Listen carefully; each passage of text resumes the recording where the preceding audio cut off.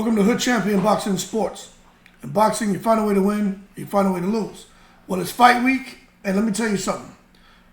Demetrius Andrade and David Benavidez, somebody's going to get hurt in that fight. I'm telling you right now. You're probably saying, how you know that Hood Champion? Well, you stick through this video and you're going to find out. First and foremost, David Benavidez and Demetrius Andrade, man. This is an interesting fight. Some saying Boo Boo Andrade too small, but the bottom line is the facing off. And what some would say is a pivotal 168-pound fight. Both of these guys on Saturday. It kind of sucks because you got Katie Taylor who's going to be rematching Chantel Cameron, which I think Katie Taylor's going to get destroyed in the rematch, but it's happening on the same day. So just make sure you're paying attention to the start and stop time so you can try to, catch whatever is going on with Katie Taylor, because I don't think nobody watching that rematch over Benavidez and Andrade. But the bottom line is supposed to be taking place November 25th. And I am going to be tuned in. Now, let me tell you something, man. There are no titles on the line here. But there is a lot on the line. And although Benavidez is a 3-1 favorite, I just have a feeling we may see something here that's going to shock some people. Okay? I'm going to be real with you. All right? In addition to that, I have a feeling that we may see something happen when it comes to the undercard between Jamal Charlo and Jose Benavidez. Something is just in the air right now. After watching what the hell happened there with let's go back to Rolly Romero getting the win. And then, fast forward, Devin Haney picking up a win. And just coming to where we are now with what's his name, Francis Ngannou. Some people say he got robbed in that fight. To fast forward into what we just saw with Shakur Stevenson. And now we're about to see some fights this weekend that I just think some people are going to be a little surprised at the outcome. But nonetheless, man, Jamal Charlo and Jose Benavidez Jr. are going to be fighting. Subriel Matias and Shohajan Ergashev is going to be fighting. And then you're going to get to see, Hector Luis Garcia and Lamont Roach get squared away.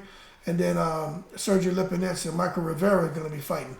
Now, a lot of people are predicting that Benavidez is going to win this fight. I'm going to tell you right now, man, I think people need to hold their horses, and not take it to the stupid. Do I understand how Benavidez is the betting favorite? I do, man. He's the 168-pounder who really should be fighting at probably 175. Demetrius Andrade has bubbled up from 154 to 160, 160 to 168.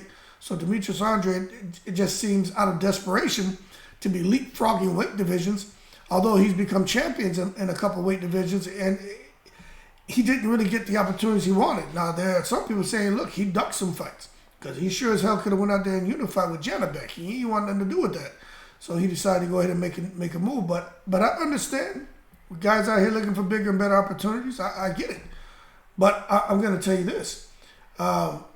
If Andrade can get past Benavidez, then Andrade puts himself in line directly for Canelo Alvarez. Now, Canelo Alvarez, he's already said he doesn't want to fight him.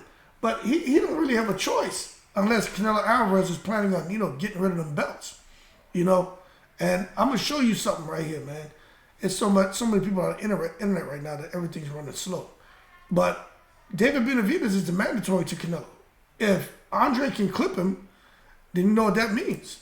That means Andre becomes the, hold on a second here. Andre becomes a mandatory. Some people ain't gonna really like that, but it is what it is. So when you look right here, let me do this right here. When it comes to the WBC in that green column, David Benavidez is the mandatory to Canelo. He's supposed to be fighting Canelo by March of next year. But you know what sucks about this, right? Everybody gives Jamal Charlo a hard time about how long he's held on to that WBC strap and how he didn't fight anybody for a couple of years. Man, David Benavidez has been Canelo's mandatory since David Benavidez beat David Lemieux. You know what I'm saying? That man's been a mandatory for 2 years. So if we're going to give Jamal Charlo a hard time, and Jamal Charlo really had things going on in his personal life, then you got to give Canelo you got to put some pressure on Canelo. Okay? But that's what happens. You look at the WBC, for people who are like, the WBC, that's wrong what they're doing with Jamal Charlo. Hey, they did it for Canelo, so they got to be fair. And we understand Canelo's out here trying to become unified and going up and down divisions. So they'll make an exception, where they want to. But I think the biggest exception they made, which I think was the best decision, was to work with Jamal Charlo, okay? But that's just my thought. But what I'm getting at is David Benavidez should have been got a shot. But they jerked him around, okay? And you can understand why he's frustrated. But the reality is that may all come crashing down if Andrade can clip him. Some people are looking at this saying, how the hell Andrade, ranked number 5 in the WBC, how the hell does he leapfrog everybody and get the shot at Benavidez? Well, we all know the secret society is live, but also, names matter. You look at Caleb Plant, Benavidez already beat him. Eric Bazignan, who the hell knows who that is? Jaime Munguia. Oscar De La Hoya has that man in the witness protection program. He will not let Jaime Munguia go out there and take a loss. Oscar De La Hoya can't afford for no more of his big name guys to lose. Christian Mbili, who knows who that is? Okay, so when you look at it realistically, who's the go-to guy for this fight for Benavidez?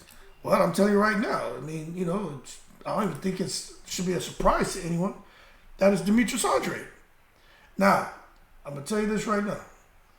For those of you who don't know, who are saying David Benavidez is going to blast through Demetrius Andrade, the first 6-7 rounds of that fight between Benavidez and Caleb Plant, how'd that go? Caleb Plant was giving him the business, right? I'm not saying Caleb Plant was dog walking, but he was winning the fight. Hey, Caleb Plant's even come and put respect on Andrade's name. Andrade has I want to make sure you use the correct adjective. I was just going to say, he has demolished Caleb Plant in sparring. We know fighting is different from sparring, but it's a good measuring stick of kind of where you are and where your sparring partner is. Okay? Everyone says Demetrius Andrade is the truth. That being said, I think we got to really sit here and understand Demetrius Andrade, who's 35, that he's one of the most avoided fighters for a reason. Now, you know what makes it more interesting? He's slick, he's awkward, he's a southpaw, but he hasn't really faced top-tiered opponents, not by choice, okay? Some fights like the Billy Joe Sanders fight just slipped through the cracks. That would have been a good fight for him because Billy Joe Sanders can fight. But nonetheless, he's here now. And I'm telling you right now, when you see how he bubbled up, man, and to the 168-pound division and just shut out the first person that he fought, although that guy's not David Benavidez, it just lets you know that Andrade, he has something special about him. Okay? You don't just move up and down weight. You don't just move up weight classes and just, totally outclass people because you're getting lucky. No, stars don't just line up for you across, 20, 30, 40 fights. You know what I'm saying? That means there's got to be something special about you. And I think we're going to see what happens because if Andrade wins, he's in a good position to go on and fight Canelo next. But Canelo, although he may not want to fight him, he may have to vacate that belt. But we're going to have to wait and see what he does. Now, for those of you who are watching this video and throwing, shit at your computer screen or slamming your cell phone because you feel Andrade doesn't have a chance, look, David Benavidez hadn't been sparring professional since he was a damn teenager, 13, 14, in there banging, okay? So there's something about Benavidez. And I'm going to tell you this. I put the hairy eyeball on David Benavidez, right? You look at his career. He's always come in the ring. His muscles look like mashed potatoes, right? Look super soft, okay? All of a sudden, he's going up against Caleb Plant. They know Caleb Plant can fight. They decided to pick up Heredia. And you know how I feel about the cocktail. I said, damn, this man here is known for, not so good stuff. But nonetheless, Conte seemed to have, turned over a different sheet. Seemed to be, trying to be legit, be positive, clean up the sport of boxing. But I'm going to tell you this. When you have fighters and they say, you know what, we want to add to our team, bring on a strength and conditioning coach, someone who understands pharmaceuticals. We need a genius. You can have this unknown guy who can do the job. But you really don't know what he's known for, but except he's qualified. He's got the credentials. He's worked in other camps.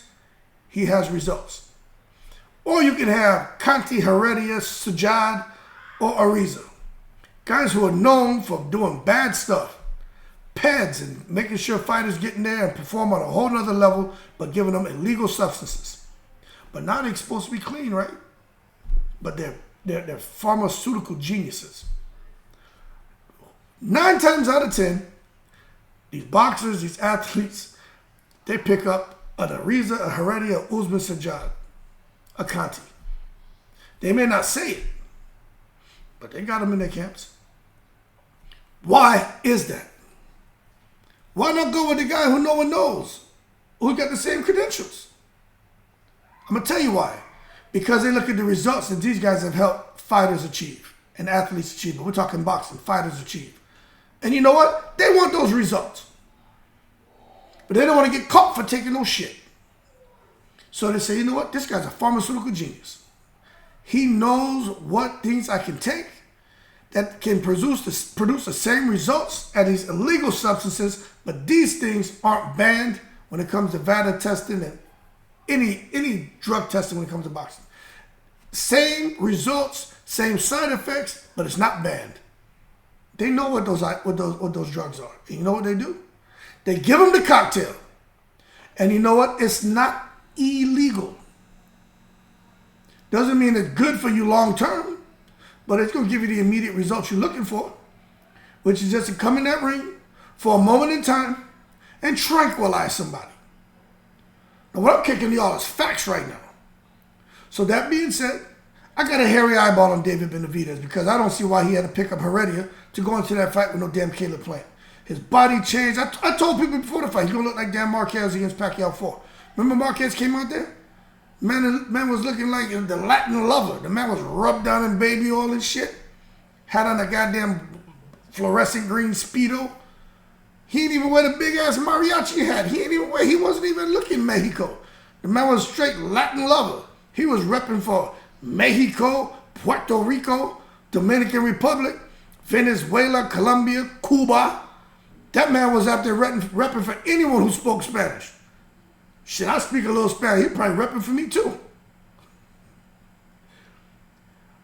But after that Pacquiao fight, he didn't want nothing to do with Pacquiao again, did he? Man turned down 20, 30, 40 million, something crazy for that Pacquiao 5. He didn't want to do it. Had a birthday cake. Pacquiao laying down, face down, ass up. So you come down, you see Benavidez picked up Heredia, and he got in there. And although he didn't knock out Plant, he damn near beat him to death towards them last 4 or 5 rounds. They should have stopped that fight. But it is what it is. But just like I put the hairy eyeball on Benavidez, and again, I don't like the guy he has over there helping him, but hey, he ain't test positive for nothing. We got to say that he just has a pharmaceutical genius who understands the system and is going to do what he has to make sure Benavidez is in top shape and can perform to a high level. But if I put the hairy eyeball on Benavidez, I got to put the hairy eyeball on Andrade. Because he's out there with Victor Conte. Snack strong. He's taking the cocktail. When you post, this is fight week, and you posting pictures of you and Conte, talking about we're ready? What y'all do to get ready? What's going on here? But I'll tell you what, fight fire with fire. You know what I'm saying? They're coming out here. They're bringing the artillery. You got to bring the machine them too. They ain't bringing the pew pew. They're bringing the guzza guzza guzza ratatatata. That's what Andrade and Conte seem to be conjuring up. That's why I say somebody gonna get hurt. Y'all watching this fight out here thinking it's gonna be a coochie-coo contest. Y'all thinking Demetrius Andrade gonna come in there and coochie-coo David Benavidez. Hold your horses, quit taking it to the stupid. This man, did you see how he looked? Yo, man, y'all better pay attention. Y'all see how Demetrius Andrade's looking? I'm telling you. This man coming in there looking to take a pound of flesh out of Benavidez. We already know Benavidez coming there to take a pound of flesh out of Andrade. Y'all better pay attention. And I'm going to tell y'all this. Andrade may get the win. Because with him and that picture of Conte talking about they're ready, that tells me this man ready to work every second of every round all the way to the end of the 12th round. He has good conditioning anyway. Benavidez has great conditioning too. But that tells me if he can meet, if they can, meet fire with fire, Andre can get to that finish line and finish and get that win. Now, will he get a decision? I don't know, because let's be real. Who does the WBC and the secret society and the key decision makers behind the scene and that fly on the wall, who do they want to see fight next year in March for the WBC strap for all the marbles? It's Benavidez and Canelo. Andre is going to have to take it out the judge's hands to get a win. Or even if he beats him so one-sided, he still may not get the win. I'm going to tell you, the most ridiculous robbery that I've seen, there was two off the top of the head, was that Paul Williams, Erislandy Lara. Lara beat Paul Williams' ass, man. When they announced Williams as the winner, I was up at the top of a bridge. I was about to bring it all to an end. Even when I came down off the bridge, I came to my senses. I said, I can't kill myself over this. I came in the house and saw a little thing of rat poison. I grabbed that and almost made me a goddamn rat poison cocktail. I said, I can't take this. But then I left it alone. And then I think it was before that, didn't affect me as much with this one. But when I saw Winky Wright lose to Fernando Vargas, I said, you got to be kidding me. Winky Wright, man, killed him with the jab. Bink, bink, bink, bink, bink, bink, bink, bink. That's all that was all right, the jab. Just bink, bink, bink, bink, bink. Right hand, bink, bink. Just controlling the fight. Ike Corteing him in there. But Demetrius Andrade is going to have to do more than what Bivol did to Canelo. He's going to have to do more than what Haney did to Kambosos in Australia. He's going to have to drop him a couple times. He's going to have to make it impossible for them to rob him. But talking about robbery, talking about winning and losing the fight, this Jamal Charlo versus Jose Benavidez, let me tell y'all something. If Heredia is helping Benavidez, Heredia is helping Jose. If he's helping David Benavidez, he's helping Jose Benavidez. And Jamal Charlo is over there with Roy Jones. Let me tell you something. That's a bad luck charm right there. That's the curse. They got the Drake curse, right? When it comes to belts, Roy Jones that's bad news. Roy Jones out there. Roy Jones sounds like he's a great motivational speaker, great mentor. He's great to have in your camp. But I don't know if Roy Jones is going to be the man. Seems like he with Ronnie Shields too. So I ain't really sure what the hell Jamal's doing. But I see Ronnie Shields there. So it seems like he's still with Ronnie. Roy's just maybe just adding another layer to things. But I think Roy Jones is a curse. I don't like, in fact, I heard he was around Roy Jones. I started hyperventilating. I was like, no way, man. And I don't think they're paying attention to the fact that, Heredia is out there in the camp. And let me tell you something. If Jose Benavidez is stepping to Jamal, walking through his punches, getting his off, and fighting like Santillan against Rocha, I'm going to throw the bullshit flag. Because how the hell Jose Benavidez, 140, 147, 154, I think he fought at 160 a time before. But how this man coming up where he can't knock nobody out, right? He against the elite, he just can't do it. And now he come to 160 and he knocks Jamal out? I'm telling you, I'm going to be paying attention to it. That's all I'm saying. All I'm saying, because Jamal has one-punch knockout power.